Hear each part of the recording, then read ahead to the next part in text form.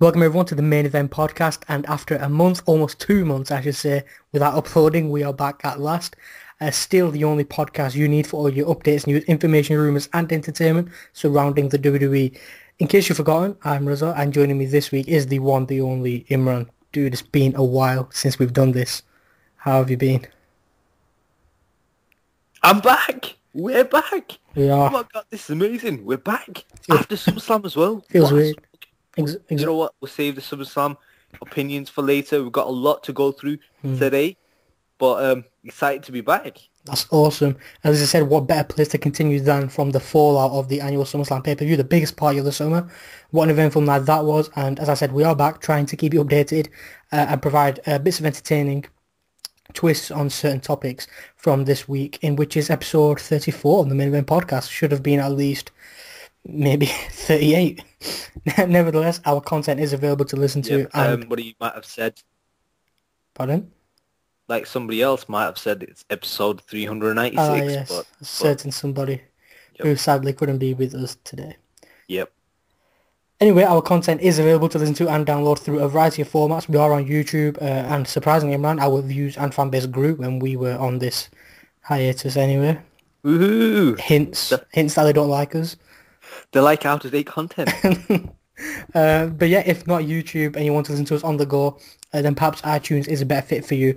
Those of you that use and have Apple devices, that is for you. As much as we do enjoy the YouTube views, we do love the downloads as well. BlackBerry users can also download our episodes from your... Do we even get downloads from BlackBerry? Let's be honest, I've not checked. I'm not going to lie. I don't know how to check. I don't know what their store's called. And same with Windows. I don't know if anyone downloads there, if anyone uses those phones. But, you know, for the sake of it, you might as well throw that in there. Podomatic.com, obviously, where we started. You can listen there as well as Stitcher.com.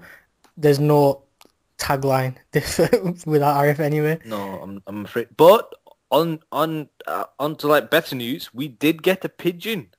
So you could send a message on the pigeon, but I'm afraid the pigeon died. You had a few hours to send in your flood of letters for Arif, but obviously you couldn't get it in, sadly. As well as that, we're on Stitcher.com. Add our podcast to your playlist. Listen to us on the go. So a lot of options there for you.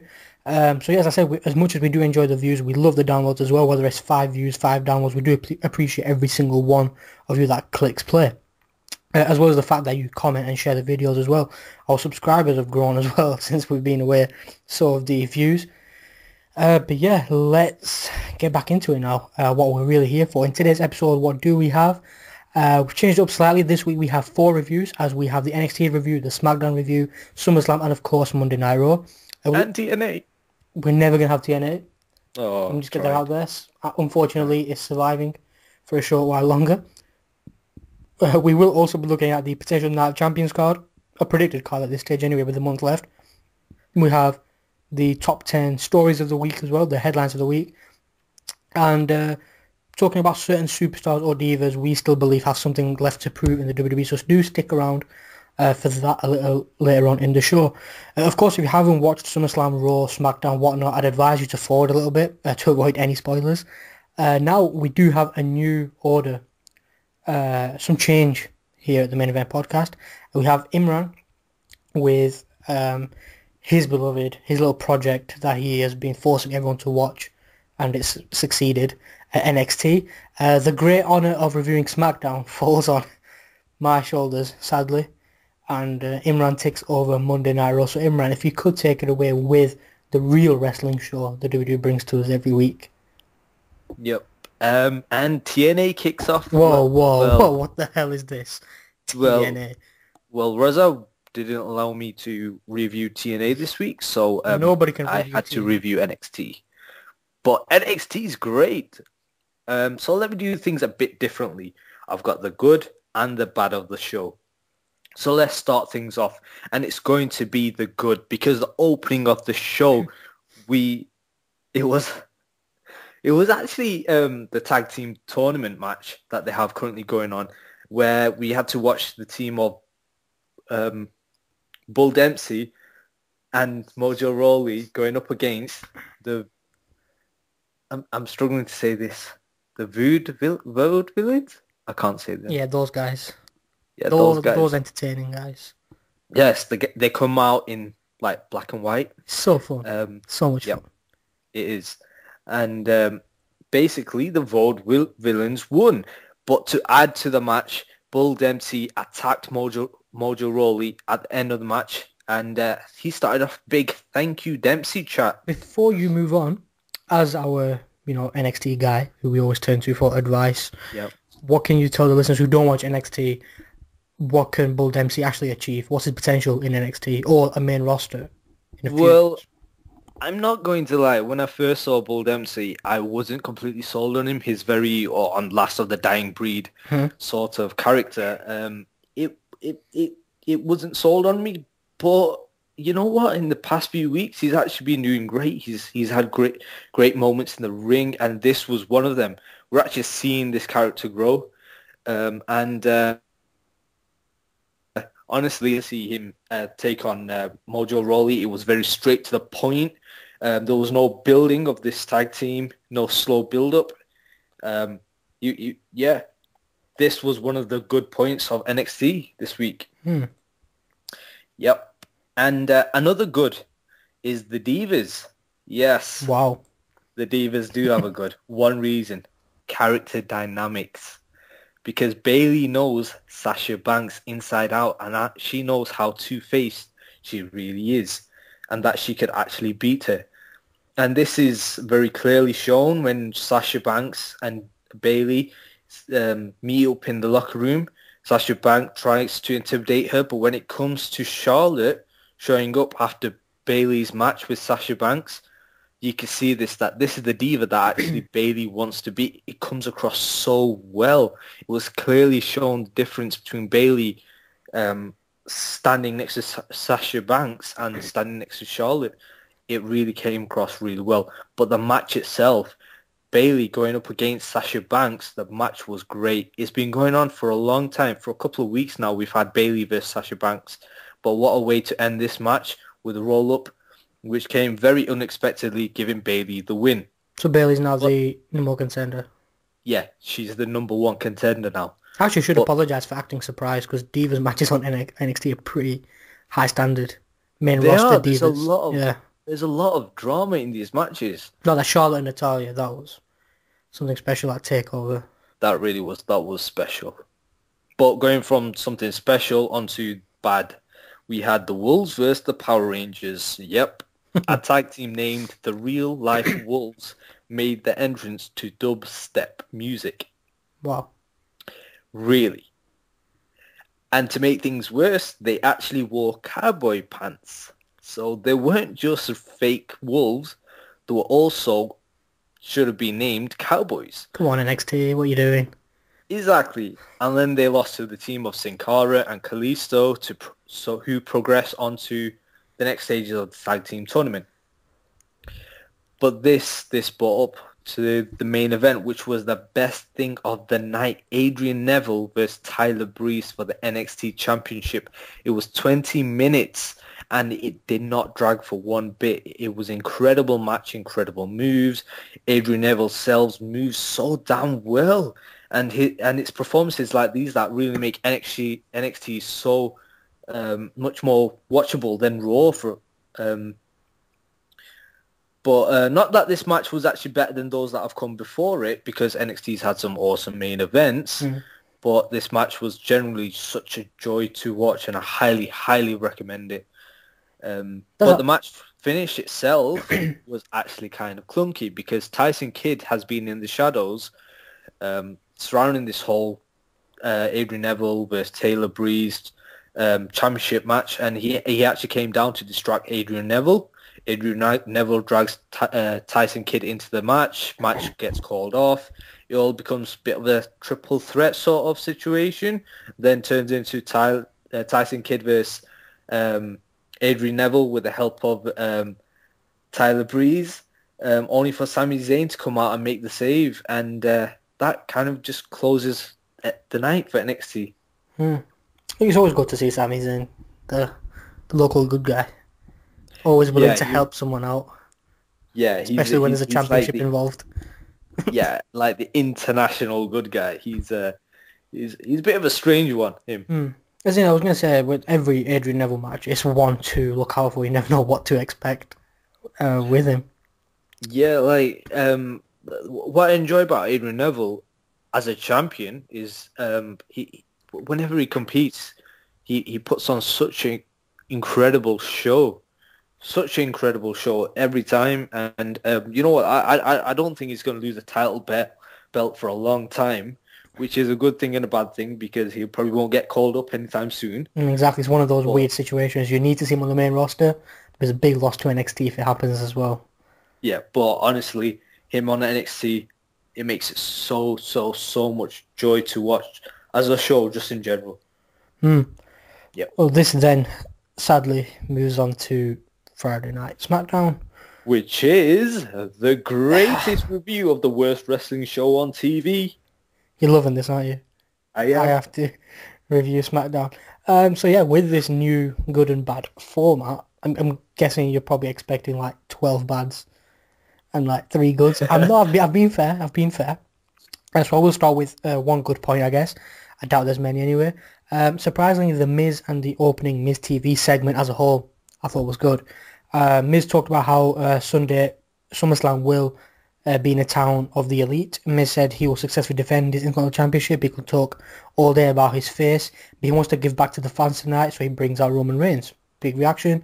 They sit down. Miz brings up that Reigns is Miz's mum's favourite superstar. He asks Reigns if he's nervous. Miz then continues to ask questions. You know, Reigns, like, he's trying to answer, but Miz continues to cut him off. Reigns then just, you know, nails a Superman punch while he's sitting on the chair. And Miz holds the moneymaker after he's been hit, and he makes his way to the back. I thought this made the Miz look a lot more arrogant than he already is. More annoying than he already is as a champion. Yep. As predictable as it was, we knew Roman was going to hit him. We knew it was going to happen. It was still a decent opening segment and something for the Miz to remain in the limelight, because he actually had a big role in this SmackDown anyway, considering who was on it. I guess it was a nice, impactful opening to SmackDown. Yeah. The bad. Eva Marie. That's one whole point, Eva Marie. Eva Marie defeated Divas champion AJ Lee at that point. Oh my god. The result, I understand why it happened, because, you know, for this whole Paige and AJ Lee thing, but Eva Marie is just so bad in the ring, man. I genuinely feel like just clawing my eyeballs out of my head. She's that bad. I cannot watch her. Any other diva would have been fine. Like something like Cameron. Paige distracted AJ Lee to lose to Cameron would have been fine, because at least she can work in the ring. This was painful because of Eva Marie. Sorry, not AJ Lee. AJ Lee did make it a little watchable, a little bearable, and my eyes are still intact. The good, I will say, the matches in general. I think the remainder of the matches were of a good quality. The Ambrose and Cesaro match, as expected, really entertaining, which Ambrose won.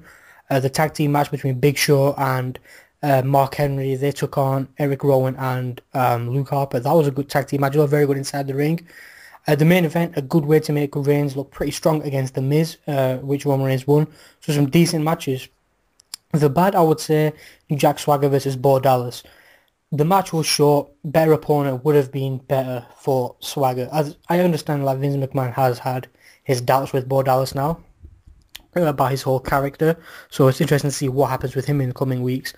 But I think because Jack Swagger is going to be facing, at that point, someone so ruthless in Rusev, Swagger needed a big threat, a big test on SmackDown.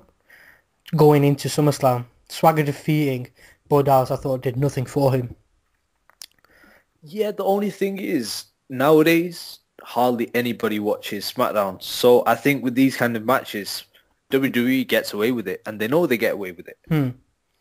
That's it. That's true. That is true. But again, obviously, it's always nice to see Bo Dallas, even though the streak is over. The bad, again, final point, I would say, the entire show's atmosphere. The entire show as a whole is just bad. But I'd say the atmosphere, I think editing, as we know, is always bad. There's never good editing. Fans are just sitting still and they're just everyone cheering for every little thing that's going on. Not a good show, I'd say, to close out the week before, well, the final show before SummerSlam. Obviously, I think what made this show were the video packages we saw. We saw a sit-down interview with Stephanie McMahon. build up to that with Brie Bella being fantastic. We saw another one, the brilliant interviews with Brock Lesnar and John Cena. Amazing. That's what made this show watchable, not the actual in-ring stuff. But yeah, I'd Right. say not a good show to close out the week. Before SummerSlam, I'd say it was a pretty disappointing show. Well, I'm not gonna lie. I have a bad habit, and it's called watching SmackDown, and it's all because of the main event podcast. Yeah, we forced you to do Particularly it. you forced me to do it. So I agree with you. It wasn't. It was how not to build up to a massive pay-per-view. Exactly. You've got to deal with that nowadays, I guess, whether it's a Yep. How pay-per-view or how not. many stars would you give that? Do I have to give one? Yeah. I'd give it. I'd give it because it's the final show before SummerSlam. I'd give it a 2. Two. Not bad for SmackDown then. Not bad, but it's not something you should get. You should be able to get away with lightly. Yep. And that leaded on Sunday's massive pay-per-view, the biggest party of the summer, Yes, SummerSlam. the good, the bad, and Brock Lesnar. Before we get into all the good and bad points, a quick rundown of the results. So if you haven't watched it yet, just forward it a few minutes. Pre-show, Rob Van Dam defeated Cesaro. Dolph Ziggler, new Intercontinental Champion when he defeated The Miz. Paige, new Divas Champion when she defeated AJ Lee. Rusev defeated Jack Swagger in their flag match. Seth Rollins defeated Dean Ambrose in their Lumberjack match. Bray Wyatt without Eric Rowan and Luke Harper defeated Chris Jericho. Stephanie McMahon defeated Brie Bella. Roman Reigns defeated Randy Orton. Brock Lesnar, the new WWE World Heavyweight Champion when he defeated John Cena. Now, very highly anticipated SummerSlam event, I would say. Obviously now it's in the books after the Beast Brock Lesnar walked out of Staples Center with the WWE World Heavyweight Championship. I'd say there were mixed feelings towards this result from the fans. Some were ecstatic that John Cena didn't retain his gold, and that Dolph Ziggler also finally captured the title. Whilst many were let down by the fact that Lesnar is a part-time talent who's now going to hold on to the title. And I think a lot of fans, from what I read on forums and dirt sheets, they do believe the night itself lacked a certain edge, which I guess is understandable. As in, I'll admit, even though I'm happy with Lesnar as a champion, I understand the fans have their own worries, and you have to acknowledge them. But before we get into the review, man, would you say event a success, a failure, or just short of expectations? When I was watching it, I thought it fell just short of expectations. Mm-hmm. But looking back over it, I realized, you know what, this main event of a pay-per-view, was quite a bit of a success. I actually enjoyed it for a number of reasons. But we'll get into that once you go through your good and bad. Yeah, the good, I'll start with the pre-show. The first good point from SummerSlam was the quality of the pre-show match between RVD and Cesaro. I think we know the pre-show matches have a history of being at a high standard. Obviously, because they're free, everyone can watch it. It sets the tone for the remainder of the night. So, the fans, when they watch that, they say, you know what, I'll watch the rest of the pay-per-view, should be pretty good. But then again, Cesaro and RVD did put up a good match, albeit it was, a last-minute addition. There's nothing relevant involved in terms of a feud or any reward. Nevertheless, a great wrestling match put on by the two. But with that, I'd say the bad is the pre-show result. Even though the match itself was fantastic, I think Cesaro should have walked out as the winner. He did dominate RVD in the match. Numerous impressive European uppercuts. I just felt, Cesaro is falling down the pecking order for the last 2 months or so. Obviously, no longer a Paul Heyman guy with so much potential. I think the last time we recorded, he was still a Paul Heyman guy. Yes. That's how quickly things change. We were just talking about how much potential he does have. Now he's falling down this pecking order. Booking him to lose to RVD, who will be on his way out again very soon, has done nothing but hurt Cesaro and hurting his chances of becoming the main event star we know he can be. Now, Reza, as always, I absolutely disagree with you there. I'm not surprised. Now, I will disagree that... I will agree, that, yes, Cesaro didn't deserve the loss, but I was expecting Cesaro to pick up the win, right? And this would be the end, the chapter, the walkaway for RVD and his run, his current run. But it wasn't. He actually did the opposite. He actually gave us a real good match. He actually picked up the win. And for a free match, don't forget this is a free match. WWE is making no money on this at all. This is solely just for the fans. But free as long as you pay internet bill. But yeah, go on. Yeah. Yeah. Electricity bill. As well, yeah. Yeah, and this kickoff match was a brilliant match. I thoroughly enjoyed it. I had no complaints about it. Surprising win, a great match, win-win. I appreciate that. I mean, everyone does have their own opinions. Surprise factor is there. But I think the fact that I still think it hurts Cesaro a little. But yeah, let us know what you thought of the pre-show anyway. Next good point, Dolph Ziggler becoming Intercontinental Champion. Finally, Dolph Ziggler fans can rejoice as their favourite superstar has a championship to his name. Second biggest title in the company. He always performs well inside the ring. The match wasn't that bad, to be fair. The fans seem to be into it, especially with The Miz continuing to avoid being hit on the Moneymaker.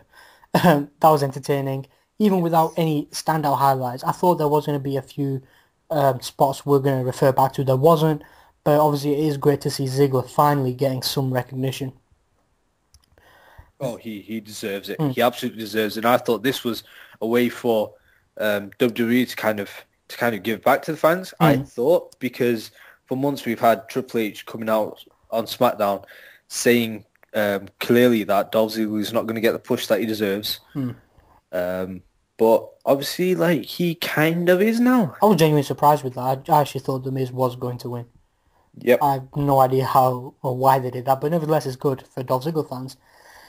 The bad, AJ dropping the Divas Championship. Before you lay into me, I'm perfectly fine with Paige becoming Divas Champion once more. I'm happy. British, young talent, perfect. It's going to help develop her character a lot more. There's a story behind it. As you text me saying, we do have a story. She's going to develop now.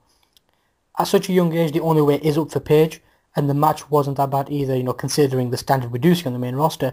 Nevertheless, I think the only negative here, which is why I say it's bad, is that with AJ dropping the championship, it looks likely that she could be on her way out. I'm not saying it's definite. It might not happen. It might happen. I think the fact that she's dropped the championship will make people like me and other fans believe the best diva we've had in a long time will be distancing herself from the company. And the company needs AJ Lee. It's as simple as that. The Divas division needs AJ Lee. Yeah, I would nod my head to that. Yeah, and say I was kind of disappointed. Not that I don't like seeing Paige as a champion. I do, but the title should go to the best superstar or diva in this case. There's no doubt about it. AJ Lee, the best diva in a hell of a long time. Surprising to see 2 back-to-back title changes as well. I was genuinely taken back with that. Another surprise win. The good, I'd say Roman Reigns dealing with the pressure. I still think the singles match with Randy Orton at SummerSlam, this was probably still Roman Reigns' biggest test today in his singles career. Yes, he's been in a Money in the Bank ladder match for the WWE Championship. He's been in that fatal four-way match for the championship as well. But during those matches, he shared the spotlight with 7 of the superstars in Money in the Bank, 3 of the superstars at Battleground. This time, all eyes were on him. This is the second biggest pay-per-view in the WWE calendar. This event would test Reigns' resolve at the top. If he could cut it at SummerSlam, he'd be fine at WrestleMania. Randy Orton, perfect opponent for him. Slow style, allowed Reigns to dictate the match at his own pace. In doing so, he looked very strong. A huge win under his belt. Didn't crack under the pressure. It wasn't the best of matches, and it's worrying to see Reigns receive this huge push, yet his former teammates stole the thunder at SummerSlam. But the positive is Roman Reigns dealt with the pressure very, very well. Yeah, he absolutely did. And main event. I think it was like the semi-main event. With Randy Orton. He did what he was told to do. Well, he was supposed to do, which was look badass. He absolutely did. He does that time and time again, and he actually showed he can be main event caliber superstar. I agree. Impressive. He can be. Keep that in mind. He can be. The bad. Nobody knows what the hell a flag match is. I'd say a huge disappointment. Not the actual match itself, but the fact that there were many different theories on the rules of this match. I thought I was told and I read Rusev versus Swagger, one of them would need to reach for their respective Russia and USA flags. And only when the match started, we realised pinfalls and submissions were allowed. I think it's because of these last minute stipulation change. I think that's why many fans were annoyed that their predictions will be wrong. I thought Jack Swagger would win because pinfalls weren't allowed and they didn't count. So I think that would have made Rusev look strong, would have made Swagger look strong. I thought it was too confusing, but it was a good way to continue the feud, but I doubt they're going to do that now. Rusev kicking Zeb Caldwell was a fantastic way to draw heat. Nevertheless, it was still a disappointment because there was so much confusion surrounding it. I've only got one word for that match: shambles. It was an absolute shambles. Exactly, yes. I don't know, I had potential with this, but too many changes and not many updates surrounding that either, what is actually happening. The good. Yep. I said this was one of the top points. Seth Rollins versus Dean Ambrose. This was the match I was looking forward to the most. I think this match, the wrestling, the excitement lived up to its expectations. It was wild, over-the-top brawl, exactly what we expected ever since, Seth Rollins did turn on the Shield. The fact that the match was spent, some of the time was spent with the fans, it was good. The finish also allowed Ambrose to look strong in defeat. Even though Reigns is the man the company is pushing, to be the man, I think Rollins and Ambrose are doing a fine job to stay on par, if not above, Roman Reigns right now. Yeah, this match was so good. When I first heard about the Lumberjack match on SmackDown, again, which the underwhelming show. Yep. I wasn't excited. I thought it was terrible. They should have done like a ladder match or something, or a flag match. No, never a flag match. But this match was so good, as in like the past few weeks where Rollins been kind of running away from Dean Ambrose, that played a part in it. Everything that's been happening on Raw had a part in the match, and the actual Lumberjacks were actually important. If they're heels or if they're faces, they were actually important, and that's what I loved about this match. The fact that it had significance. It's funny you said that because my bad point is the Lumberjacks. Seriously? I say... Again, totally disagree with you. I say possibly the worst set of Lumberjacks I've seen in WWE. Yeah, but when have the Lumberjacks ever been clever or like ever been like sensible? Fair enough. I think there was some potential, big names there, but they just seem so uninterested at times.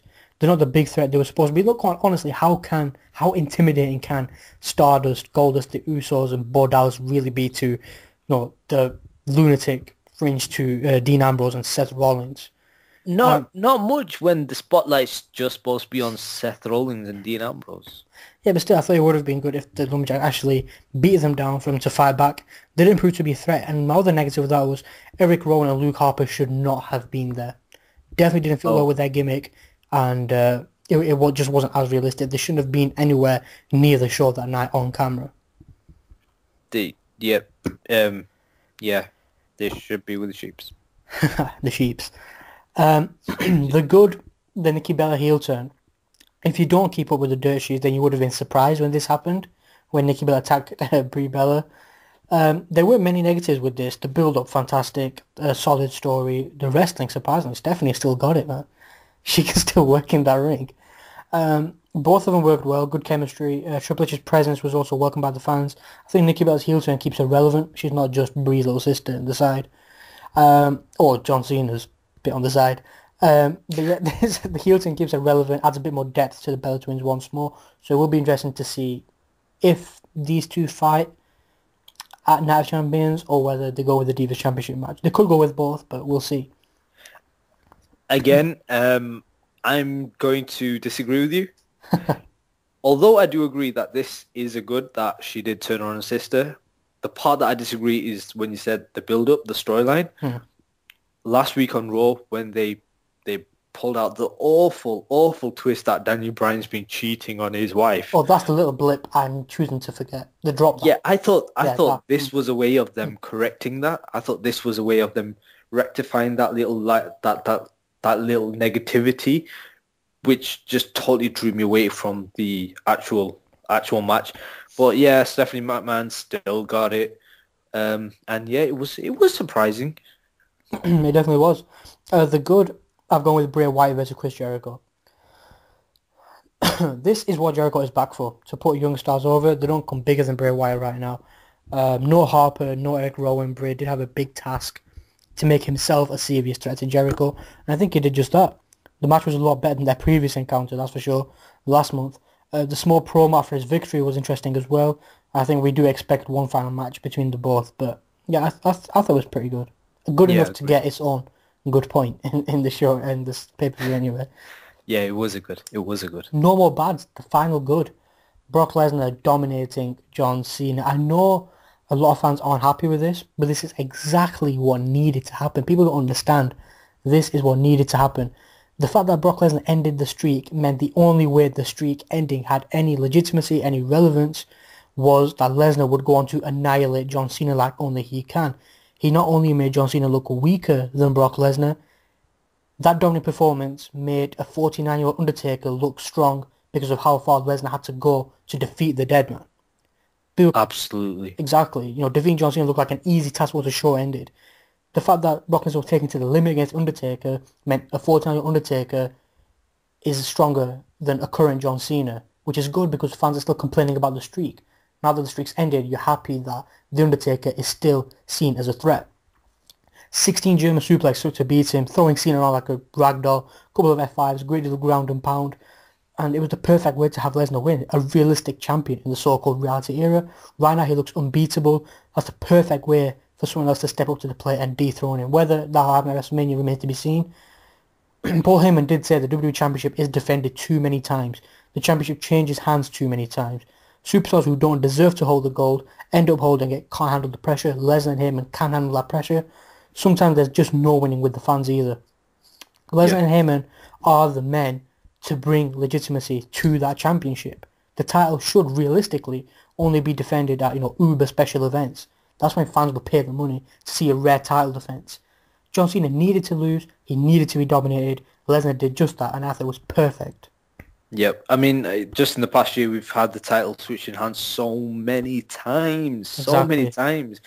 And this brings back that legitimacy just for the title. And Brock Lesnar, he is a legitimate threat. His win against The Undertaker is now legitimized. I mean, I was afraid when the main event came around that there's going to be that one moment where John Cena gets back up, fights back, hits the 5 moves of doom and pins Brock Lesnar and sticks a middle finger up in the internet wrestling fans' face after he beats Brock Lesnar. But that wasn't the case. Brock Lesnar won.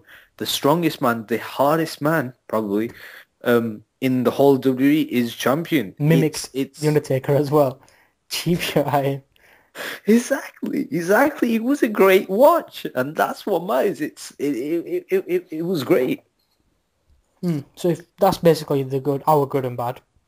If you did tune into SummerSlam, let us know in the comment section what you thought of the event, whether it lived up to your expectations or not, and mainly if you're happy with Lesnar as your new WWE World Heavyweight Champion.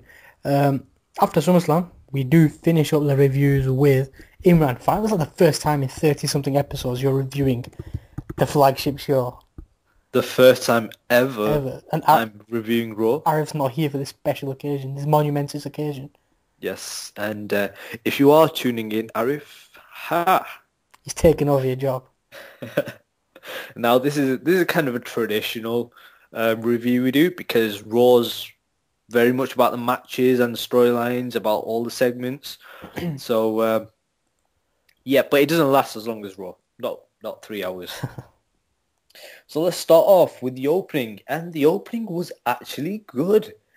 Because after SummerSlam event, it was so unpredictable that I actually came into watching Raw thinking that anything could happen.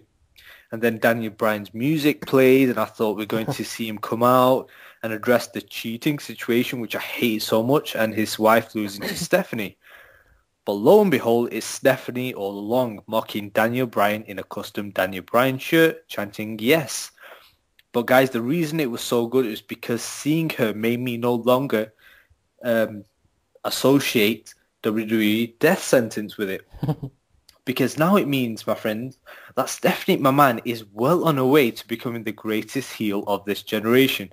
And possibly, surpassing Vicky Guerrero. This leads to Nikki Bella coming up and having an incredibly slow-paced conversation with Stephanie Did she slip? about how she hates... Did she slip? It looked to me like she slipped and her shoe came off. Her shoe came off and she held it up high. Such an idiot. Such an idiot. Yeah, but that's Nikki. Fake. And she basically says why she hates Brie and why she's turned on her sister at SummerSlam, which cues her sister to come out. The Bellas have a showdown in the ring, which is supposed to be actually very emotionally driven scene, but it wasn't. But Stephanie, again, was amazing in the background. Did you see her? The girls are sobbing and tearing away that their families falling apart. And this horrible woman in heels and a t-shirt is gawking in the background, watching the models flip out in the ring. And when they do, it's a huge slap by Nikki, sending Brie falling to the ground, holding his cheek, crying, and on her way to the back. That was moving stuff. Good opening to Raw. Then a match which I really didn't care for, because, and it was a recap of SmackDown. Big Show and Mark Henry versus the Wyatts. And you've guessed it, the Wyatts have been losing for weeks now. I don't understand why. They've got the look, and I understand their gimmick has, fizzled a little. Yep. But, making them lose isn't the way to correct that. Honestly, I expected them to be tag team champions by now. I don't think they'll win it anytime soon now either. Yep, not with this losing streak. But now, bit more of the bad. Backstage now with Dolph Ziggler and Ric Flair. In walks The Miz, who tells Ziggler not to get too comfortable with the belt because he's winning it back tonight. He calls himself an A-lister. Ziggler says he's an A-lister and he's an a-hole, making Ric Flair chuckle. The fakest laugh ever. Yeah, which I didn't like, because for weeks now, and not weeks now, sorry, years now, they've been associating Miz with Ric Flair, especially with the figure 4 leg lock, and all of a sudden we're supposed to forget that. I'm sure it was like a couple of months ago we were reporting that Ric Flair requested to work with Ziggler and they rejected it for the Miz, and now it's just so silly. Exactly. But some good now backstage, because we go to the interview area with Renee Young and Seth Rollins, where he says he didn't run or hide. Obviously he did at SummerSlam, but he claims he is not only the future WWE World Heavyweight Champion, but he's the future of the entire WWE. And then he accepts the Ice Bucket Challenge. Well, it's Dean Ambrose who throws the bucket over him and starts brawling. And this was a rarity in the current WWE. A genuinely funny moment. It's great by Dean Ambrose. It was Dean Ambrose's face when he just stared at him. What? It's the charity. And he just shook the bucket at his face. Genuinely funny. That's what it is. Yeah. Now, that led on to a bit of the bad. The Divas. Yep. Total opposite from NXT Divas. And it's a match where Paige, who has been champion for less than a day, versus Natalya, who has been losing since she was signed back a decade or two ago. Yep, that means the return of my T match. Oh, the infamous T. Yep, and I returned and I knew exactly what had gone on. Paige making her way, not Paige, sorry, AJ Lee, the former champion, making her way out, distracts Paige. Natalya gets the win by roll-up. AJ gets on the mic, says something. Paige walks off unnoticed. And, well, that's the Divas for you. But it's all good, ladies and gentlemen, because the Authority are out with some incredibly good news. The logo. Now, I know a lot of what you people are thinking.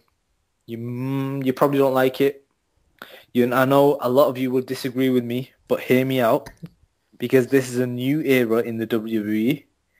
It's more of a sport, and well, we're well out of the Attitude Era, but everything on TV is different these days, and WWE needs to reflect that, and they have with this Raw. They've had a new Raw, a new graphic package, There was supposed to be a new theme tune, but now there's even a new title. They've gone away with the 2 belts. There is no more World Heavyweight title. There's only the new WWE World Heavyweight Championship title. The Authority reveal it is essentially the one that The Rock revealed, but with the new logo. Nice belt, that's it. Yeah, it's nice. I really like it. I like the fact that there's only one now. I'm over the fact that they've gotten rid of the World Heavyweight Championship. I know a lot of people don't like it, but it was gonna come. It was coming, and yep. I'd say, I don't know if it was just me, on the main middle plate, there's no nameplate, is there? No, there's no words at all. That's good. Now I think it's all signified by the side plates, which is unique in itself. I like that. I like it as well. Yes, but it doesn't look like a traditional championship belt. But again, it's a new era. I'm kind of over that now.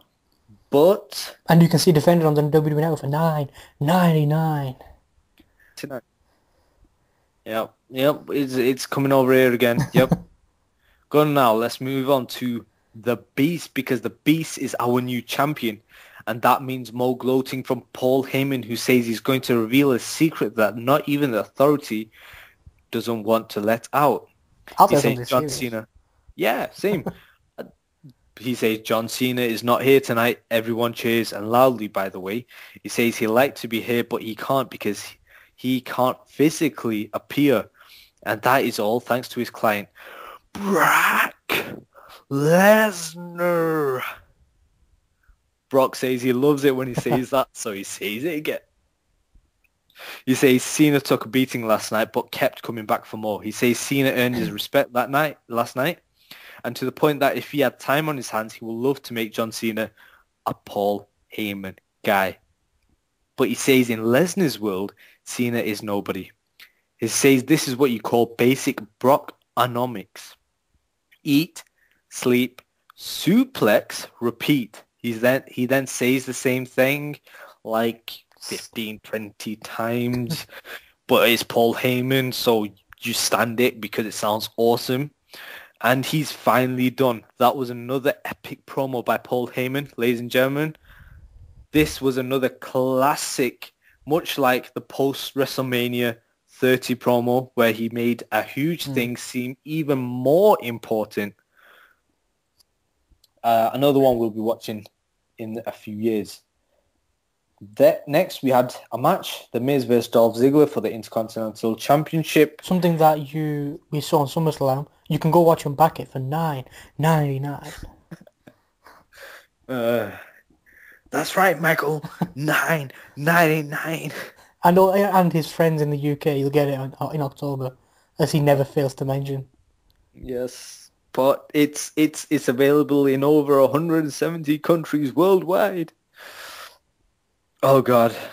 So what's WWE doing to us? Yep. So painful.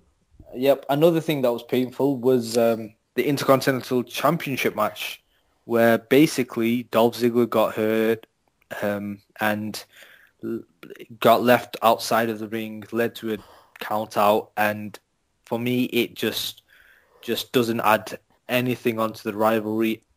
It actually makes the prestigeness of the title kind of sink because they have to resort to something like this. So for me, that was just not a way you have a title match. It was bad. And now a bit of bad and bit of the good. Jack Swagger on another losing streak. And that comes across during the interview area with Renee Young as we see highlights from his flag match, which was a shambles. He says something, we the people, and then makes his way out to the ring for his match with Cesaro. That's right, no Zeb Coulter. But the match ends with the aggressive Cesaro catching Swagger in the neutralizer. He covers him and pins him for the 1-2-3. Cesaro's music plays, but he's interrupted by Bo Dallas.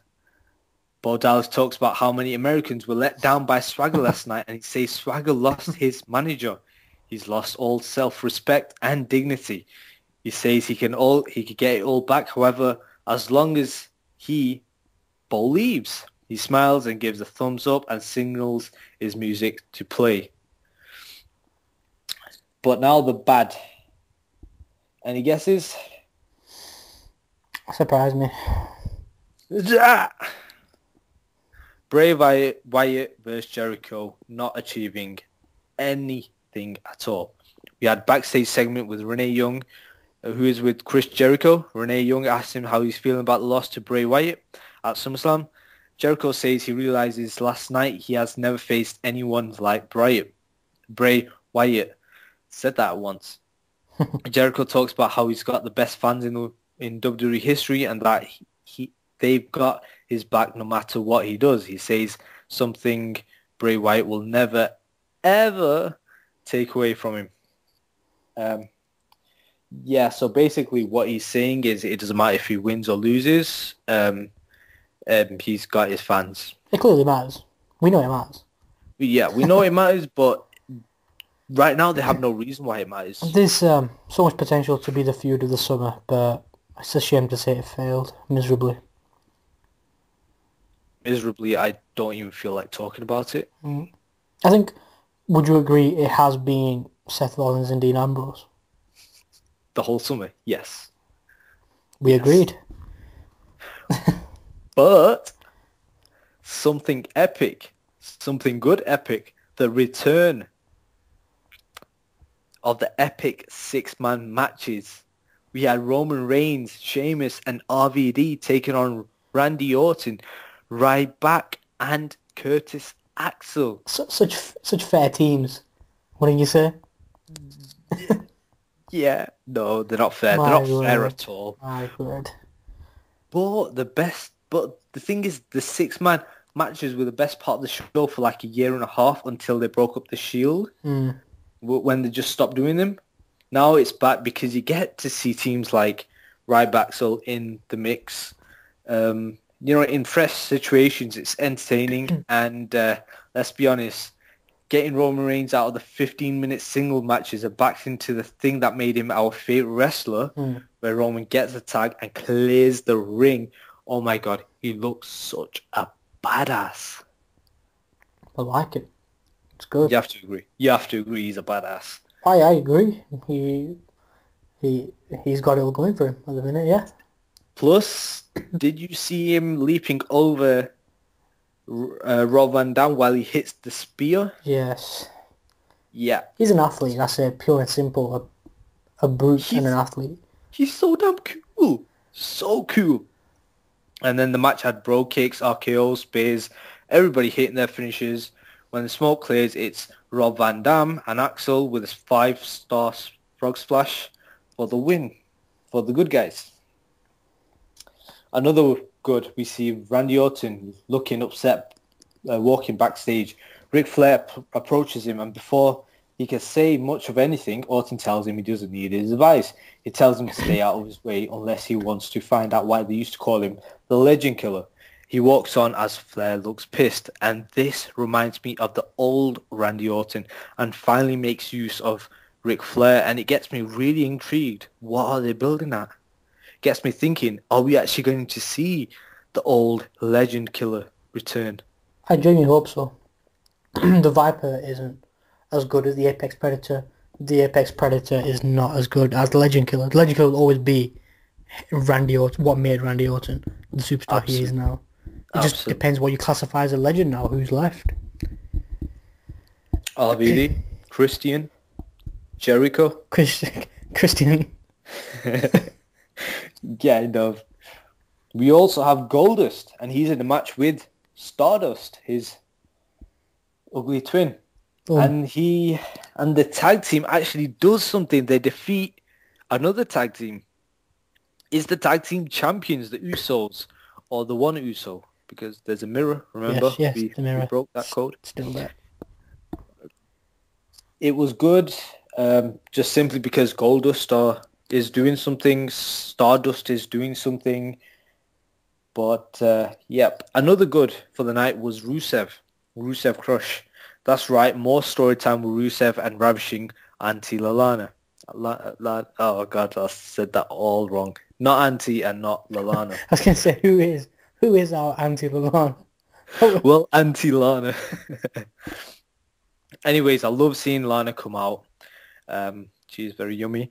But I also love hearing her on the mic because she builds Rusev into this force. She builds him into a threat by ways of storylines, and that's exactly what she did. She came out and build up Rusev stronger than I mean what he should be really.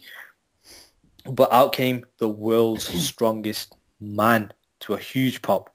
The crowd was buzzing and so was I. Henry goes on to mention that he watched last night's flag match, Shambles, and made him sick to see that flag being waved in his country. Lana starts babbling off. Henry shouts, "I'm not talking to you." The fans break out in another US chant. Rusev gets into Henry's face and tries hitting a cheap shot. They start brawling, which leads on to Henry scooping up Rusev and flattening him with the world's strongest slam. The fans chant USA as Henry hits the ropes and nails Rusev with a big splash, ending to that segment. Now, guys, the main event. Guys, right? There's only one guy here. And it's Yeah, me. guy. Let me surprise you. Because I have a few problems with the main event. What? I'm going to call it a bad. Simply because this was supposed to be a WWE poll for the stipulation where we got to choose the stipulation. Thing is, if you noticed, it was either a no-holds-barred match, a no disqualification match, or a falls count anywhere match. That's like asking, pick the stipulation, a submission match, give up only match, or a tap out match. I understand. What is WWE thinking? Fair enough. I absolutely hated that. It's the same with minor differences. And when we did get the falls count anywhere match, we didn't even get a pinfall. But saying that, the falls count anywhere match between Seth Rollins and Dean Ambrose was absolutely incredible. It was by far the best part of the night. And these guys can basically do anything right now and they will sell it so well. They went all around the ring, they went all around everywhere, into the crowd, everything, and it clearly was a main event caliber match, and clearly WWE should do more Raws with Seth versus Dean closing the show over stuff like Seth versus Brie. The superstars went into the crowd, ended up near the announcer table. Ambrose tried putting Seth through the table, didn't go. There was another table, didn't go.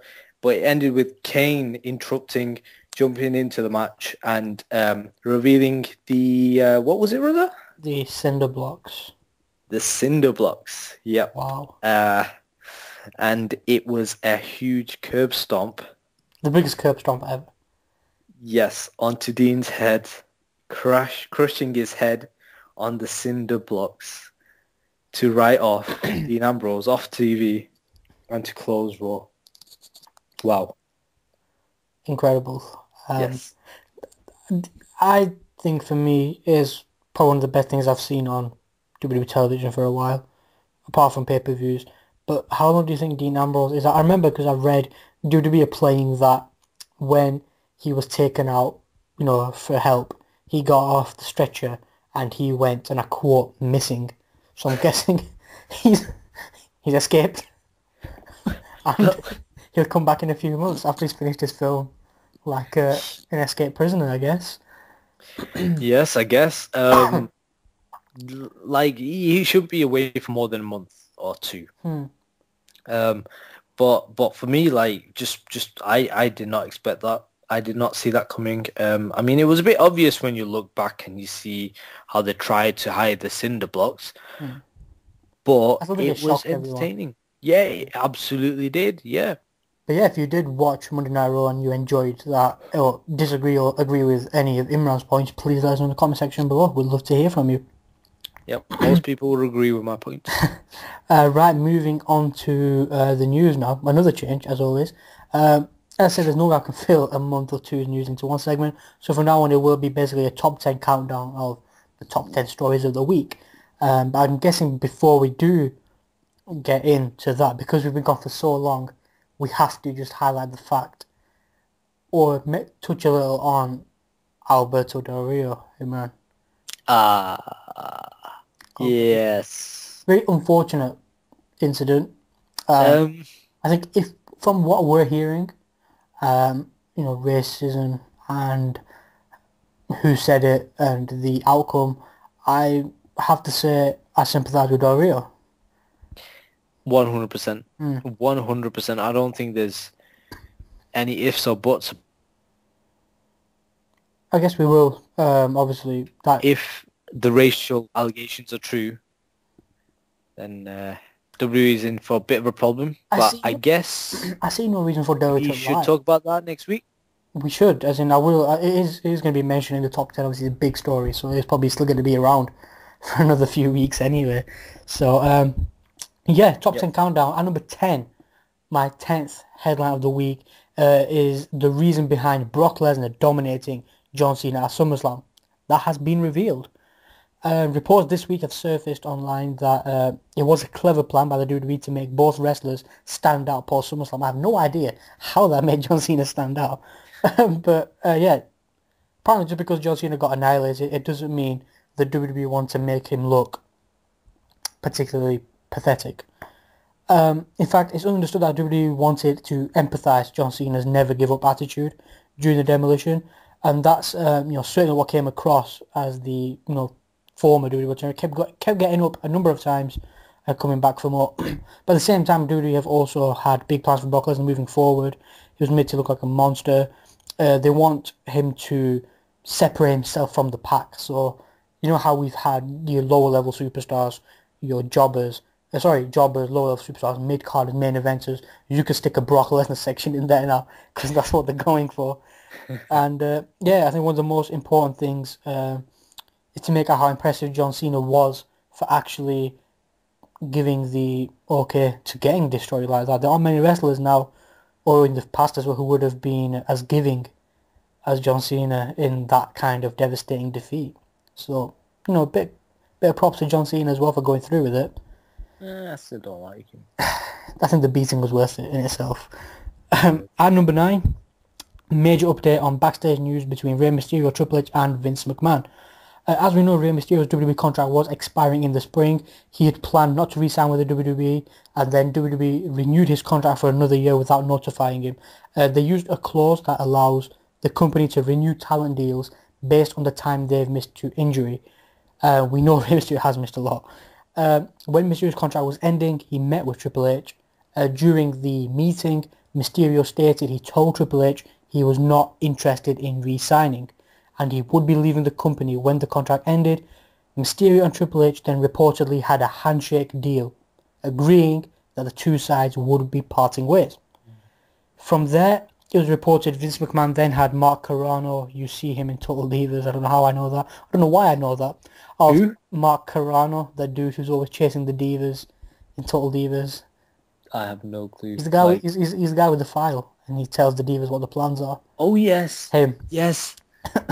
Of talent relations, Vince McMahon had him call Rey Mysterio and notify him that the WWE was invoking the clause in his contract, which would lock him up with WWE for another year. As you can imagine, Mysterio wasn't happy about it, isn't happy about it, but really there's nothing he can do. There were talks of bringing Mysterio in for SummerSlam to do media appearances since he lives in California, but the company opted not to do so because they didn't want him discussing his status with the company. As you know by now, Mysterio, if you keep up with the dirt sheet, so you're watching Mexican wrestling, Mysterio appeared in a video package during the AAA Triple Mania pay-per-view event. It was a video package, so he won't get in trouble for being there in person. And he told the Mexican fans in Spanish that he'd be seeing them soon. Video finishing with #FreeRay. As you can imagine, that didn't go over well with WWE, and that's where things stand right now. This could get ugly. Oh, one question. Go for it. Did he sing Happy Birthday at the event? No, it's a sad time, and Arif's not here either to sing. Oh. I'm sure Arif will give us an hour's version of the Happy Birthday in a separate YouTube video. Yep. Next week. If he's here for next week.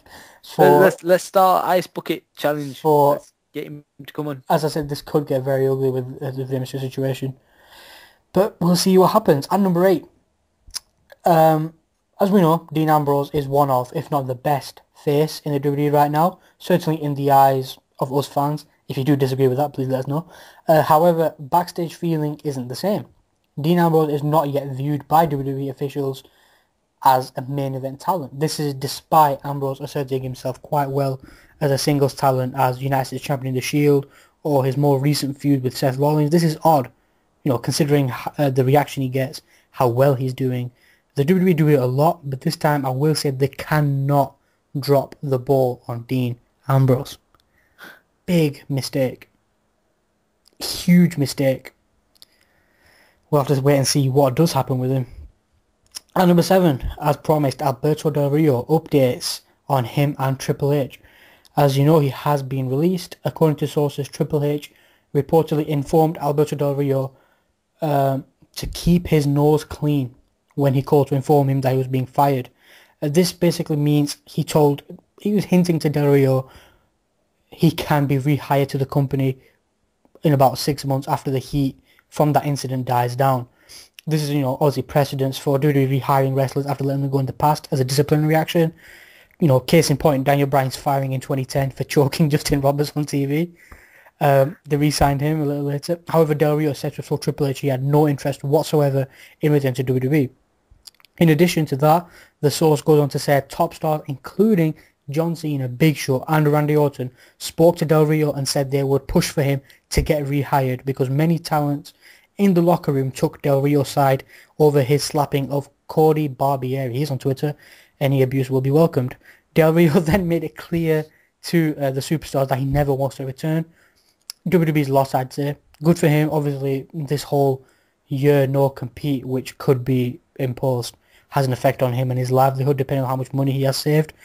Doesn't bode well for the WWE and the continued, racism allegations. Hot topic. Very hot topic. Racism within the company. Which, as Imran said, more than happy to look into next week and discuss, because as much as they deny it, you have to admit that Del Rio has a point. Everyone has a point. That there probably are cases of racism in the WWE, which a blind eye is turned to. Number 6, Triple H is annoyed at Kurt Angle. The only time TNA will make it into my script. TNA! Enjoy it while it lasts. Kurt Angle recently made inquiries to WWE about a return to the company, attempting to speak with Triple H. Triple H blew him off completely. Angle then, I was thinking, what the hell is that?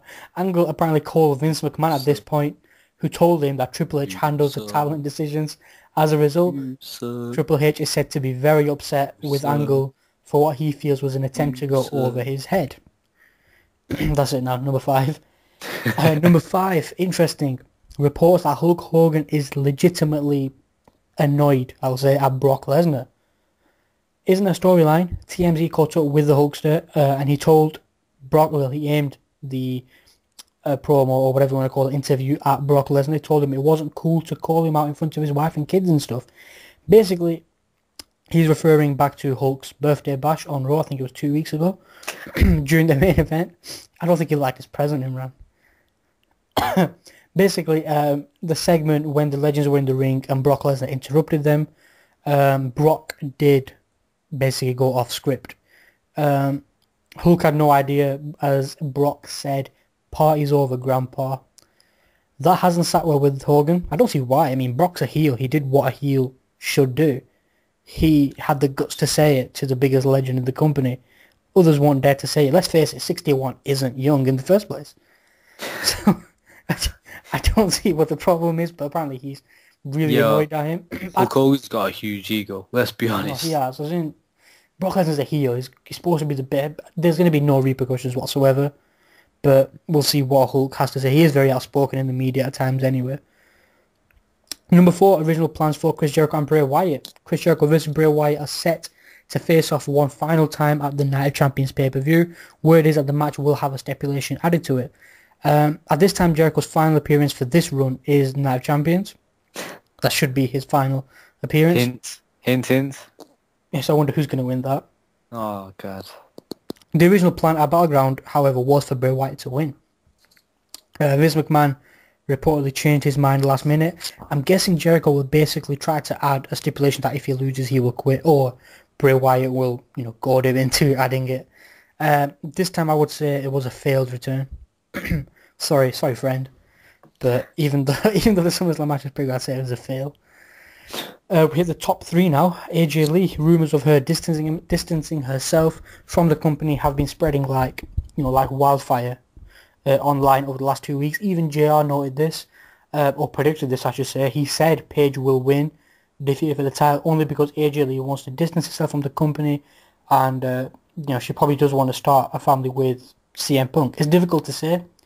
I'd say it's basically right now a guessing game. Nobody in the company seems to know if that's the case. She hasn't given any indication whether she's leaving the company. I wouldn't be surprised if it does happen pretty soon. I think it's speculation. Yeah. So before that, at SummerSlam, I was upset. It should also be taken with as a grain of salt. I think it is a bit disrespectful as well that we're saying all this. But as we're just highlighting rumours, that could be the case. And we're saying that because it is going to be a massive loss, regardless of what she does decide to do. But good luck to her in whatever she does do anyway.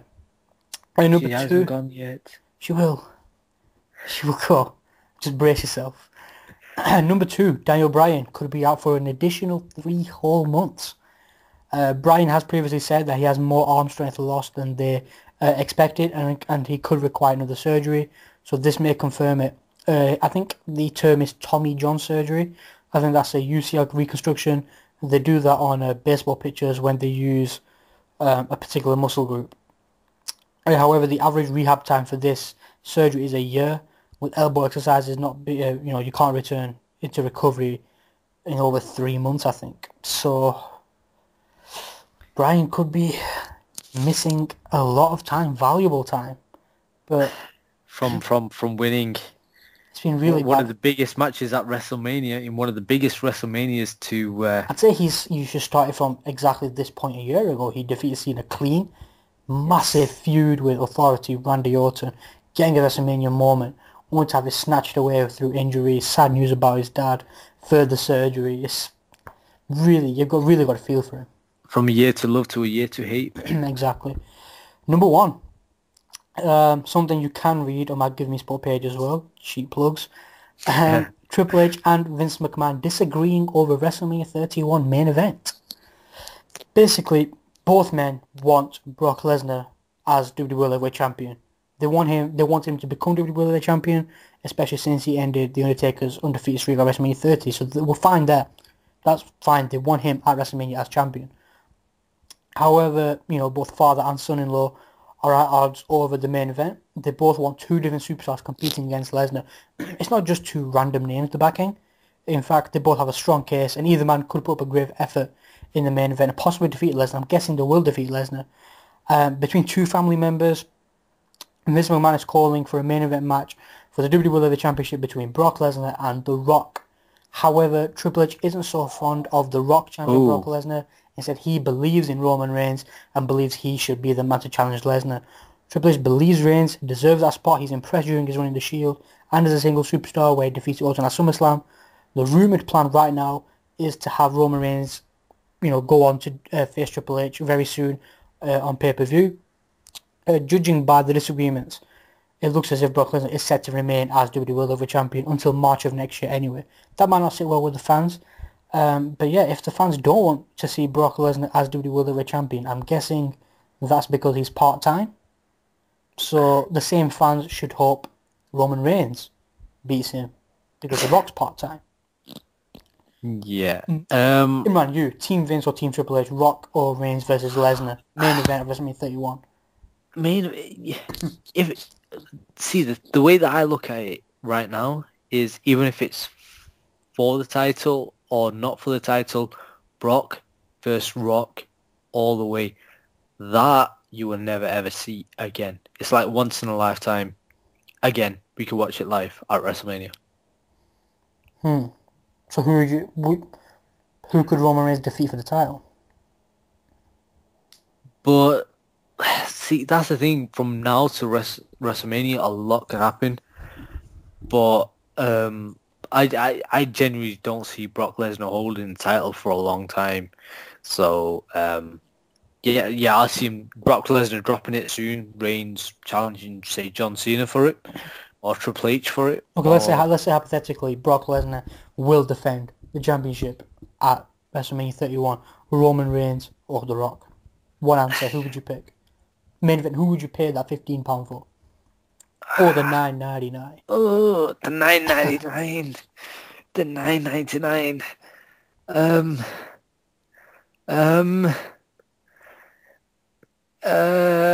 Roman Reigns. I'd agree with you. I was going to say I'd go with Roman Reigns. It would be more of a passing of the torch. I agree. Being the man to defeat, being the one to defeat the one in 2101, great honour in itself. I still want to see the one who calls himself the People's Champion. Yeah, I agree with you there as well. Yep. But I think Roman Reigns still has many months to polish up on his in-ring skills to put up a great match. So I think whatever he learns from now and takes into the ring means his match with Lesnar will be better than Lesnar versus The Rock, which could potentially be terrible. Let's be honest, it could be really bad. But yeah, they are my top 10 headlines of the week, so you can tune in the next episode with 10 more headlines, and we'll discuss them as we did this week. Now, moving on, we did say a little early on in the episode, certain superstars who we think have a lot or something left to prove in the WWE. Imran, I asked you to think of 2 or 3. Have you got your 2 or 3? I actually have 3. You have 3? I have 2. You should let me off because I brought the segment up, so I'm happy with 2. If I may start off. Yes, go for it. I think mine could be surprising. You might hate me for it, you might not. One superstar slash diva in this case who I think has a lot to prove is Paige. Oh. I don't think her first Diva Championship run went as well as WWE hoped it would. It's not entirely her fault. She's young. Big jump from NXT to the main roster, especially if you're going to defeat AJ Lee for the title. Her feud's been okay with AJ Lee. I don't see where this is going. They're both crazy. What could happen, I'm not 100% sure. She has age on the side, only 21. Paige should have a long and successful career. I hope her second run is a long championship run, but I doubt it will be. She needs to convince me, and she needs to convince a lot of other wrestling fans that she has what it takes to carry that Divas division once AJ Lee decides to walk out. Yep. I actually do agree with that. She does have a huge amount to prove, especially coming from like NXT, where she was running that division down there. But again, I should say, I don't doubt her. She's 21, 22. She can do it. It's just up to her now to prove us right. I don't know. With Rusev aside, this current crop of NXT's been a bit wobbly, shall we say. I understand. I think Adam Rose has he's just dragged everyone down. Yes, which moves on to my, my 2 picks, which was Adam Rose, and is Adam Rose, and Bo Dallas. Let me start off with Adam Rose. He's moved on from NXT, and let's be honest, he hasn't been handled right creatively. He's been given the spot that's been left by Santino, who retired recently, and Santino's been doing it wonderfully for many years. He has that comedy factor to his performance, and that's what Adam Rose needs to do. He needs to provide that comedy to Raws and to SmackDowns, and he just doesn't. I don't think he can do it either. I mean, Santino, I agree with you 100%. He has a heck of a lot to prove. Santino, with him, he can do something new every week and be funny. Whereas Adam Rose, you can only say party time all the time, so many times before you want to rip the guy's tongue out. Yeah, I mean, let's be honest. It took Santino a lot of time to develop as a character to become funny. But the thing is, Santino was actually genuinely funny. Mm. Adam Rose wasn't. I mean, but when you look at him as a competitor, he makes a seriously good heel. I mean, check out Leo Kruger. Exactly. But as Adam Rose on the big stage, he's not connecting, and he really needs to show that he can connect to the fans, or he'll just be replaced.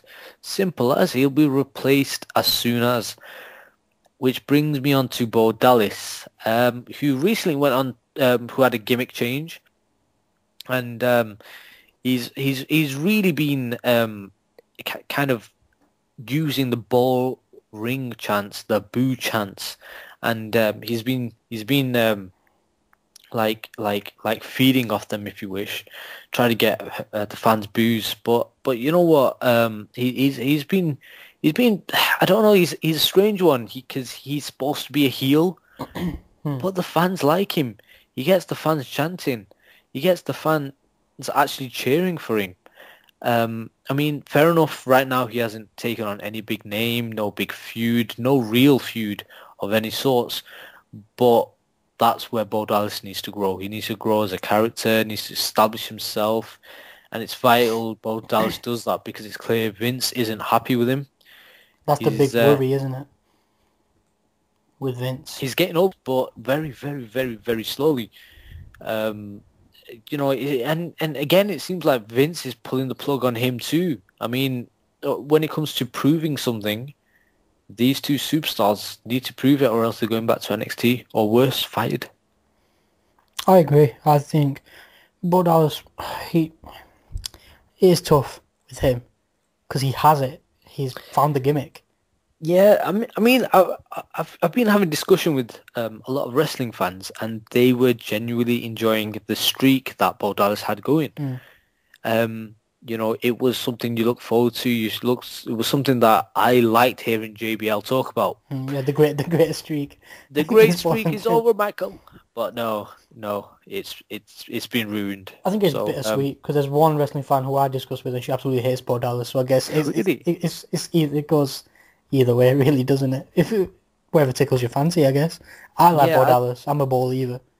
Hopefully. I think Bo Dallas is doing a better job than Adam Rose at providing definitely. that laughter. My second pick, after all we've been discussing, it will seem I'm contradicting myself, is I still think Roman Reigns has a lot to prove in the WWE. Oh, God. Hear me out. We've seen the rise of Roman Reigns for a while now. He has, started to solidify himself as a top main event in the company. I think for a while now, everyone believed Dean Ambrose and Seth Rollins carried Reigns. They do have an argument there, but he is, doing well for himself right now.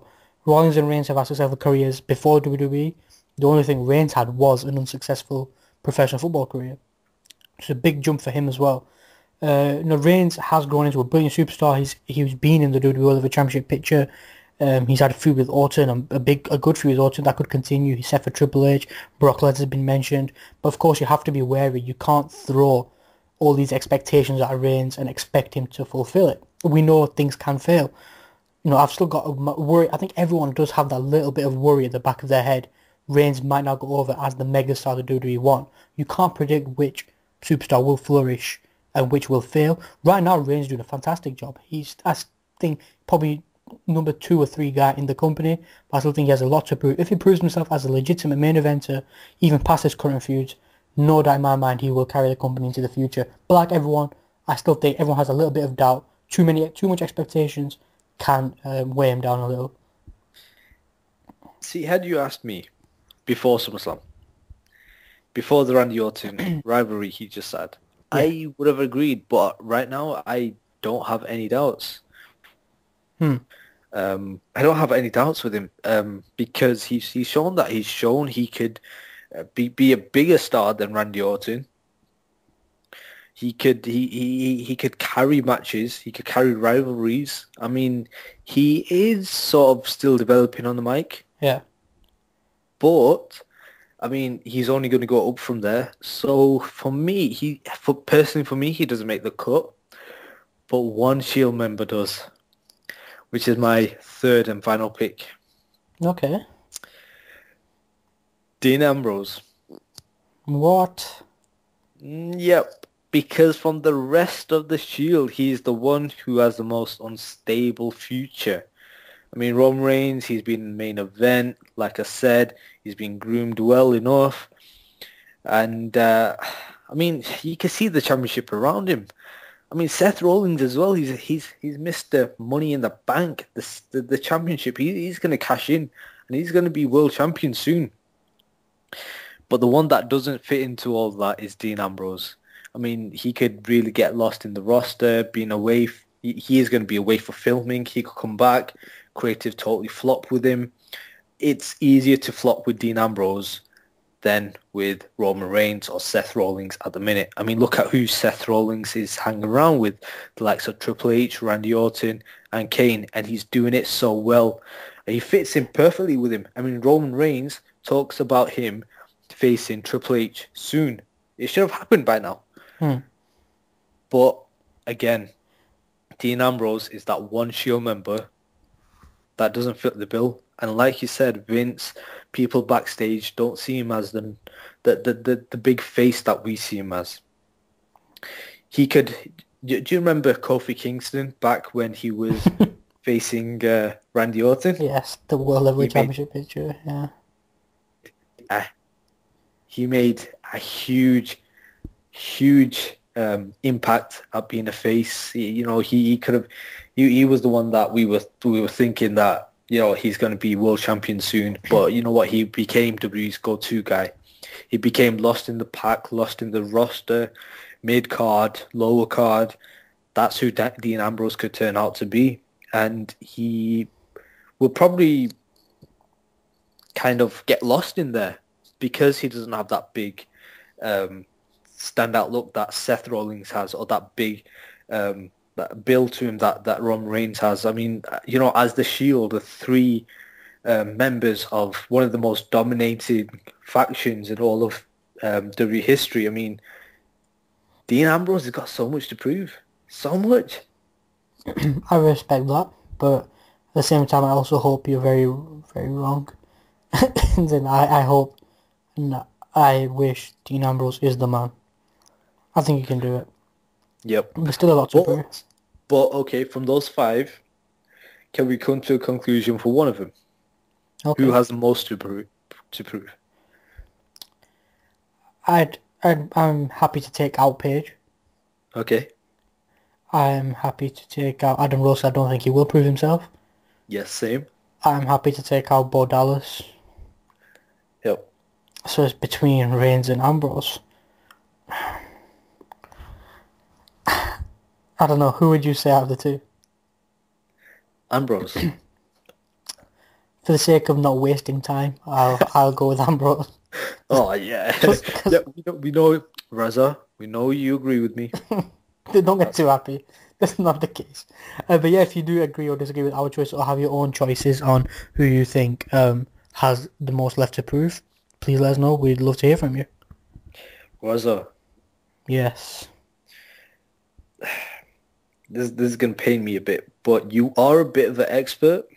Oh, thanks. And I couldn't hear you. Say that again. You're a bit of an expert, but I'll take that. Yeah, I'll take that. You have been spot on 100% with your predictions for the last 3 pay-per-views. Something like that. Yep, you recently got 100% right on SummerSlam. I did. So I want to pick your brain for a bit. Well, please don't do the first. Pick my brain all you want. So I want to ask you to predict the card for Night of Champions. Now, spoilers, fast forward a few seconds, because the main event for Night of Champions has been revealed on the main event for some reason. It's going to be a rematch between Brock Lesnar versus John Cena. Okay. But I want you to predict the 6 other matches on the card. Right? Yep. There could be more. There could be 7 more. It could be 7 more, but I want you to predict the 4 title matches and 2 non-title matches. Okay. I'm going to go with 1 Divas match on the night. And, well, I mean, If it's for the championship, I'd say Paige versus AJ Lee. If it's not, I'd say Nikki versus Brie. Ooh, yeah. But I'm gonna go with, I don't know. I think it's tough. I have to ask for one more match as well. Okay. I have to. I'd say Diva Championship will be AJ Lee versus Paige. Paige defending. Okay. I will say the Tag Team Championships will be on the line. Usos will defend against Stardust and Goldust. Rematch from Raw, yeah. I think Dolph Ziggler will defend his Intercontinental Championship against... I can see The Miz a third time. For really. I can see, yeah, one last time. Oh, I'm dreading that. I hope it's not true. But I can see the United States Championship, Sheamus defending against Cesaro. Ooh, Cesaro, that would actually be a good match. I can see that happening. That's probably me wishing more that happens than the possibility of actually happening, but I'm going to go with that. If I can have 3 matches away from the titles, I'd appreciate that. Okay, 3 matches. I'd have to go with Bella versus Bella. The Bella match, and the stipulation is a Bella match. The winner is a Bella, and the loser has to stay a Bella. Oh, The loser pays the next year's WWE Network subscription. I'll just lie down and let someone pin me. I think the next, we already saw the tease, Rusev versus Mark Henry. oh yes. That Easy. could be one, but the next one I've left to last is the trickiest. We are going to see Roman Reigns compete. There's no way they can have a master star like him sit out. Now, I do want to just add on a bit to Night of Champions, because the rumours are this is supposed to be a mini WrestleMania. Exactly. I mean, this is the thing that gets people spending $9.99 on the WWE Network. Exactly. With that, you've got to say, if you want a mini WrestleMania, you'd go with not a safe bet, but a good match between Roman Reigns and Triple H. That's been rumoured, but at the same time, for that you need a full month to hype it up. They've waited a week. So I don't know, I can see that happening. My second option would be another go at Randy Orton. It seems like this feud isn't over yet. But I'm not going to go with either of them. Oh.